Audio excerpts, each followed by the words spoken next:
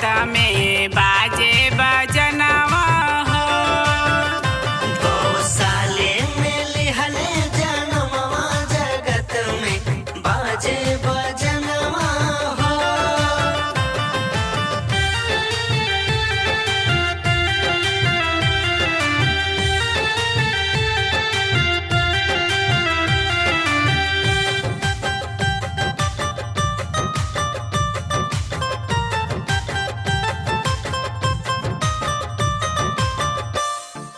माता मरियम जी चरनी सजावे, चरनी सजावे हो चरनी सजावे। सुन के गड़ेरिया लोग दौड़ल आवे। दौड़ा लायावे हो दौड़ा लायावे।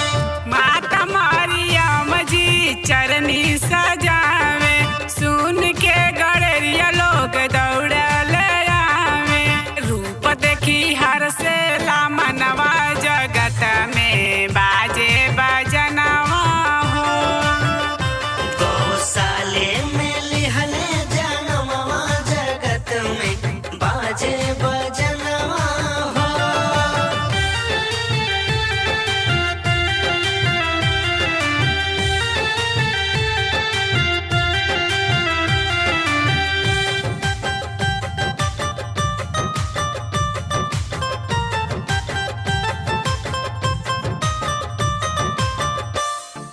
आज के दिनवा बा बहुते उदाहरण, बहुते उदाहरण हो बहुते उदाहरण। लिहले जन्म प्रभु पापी के कारण। पापी के कारण हो पापी के कारण।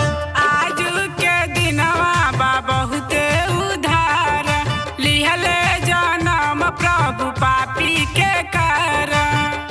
सब जनते बापुस के महीनवा जगत में बाजे बजनवा हो। गौशाले में लिहले जनमवा जगत में बाजे बजनवा हो।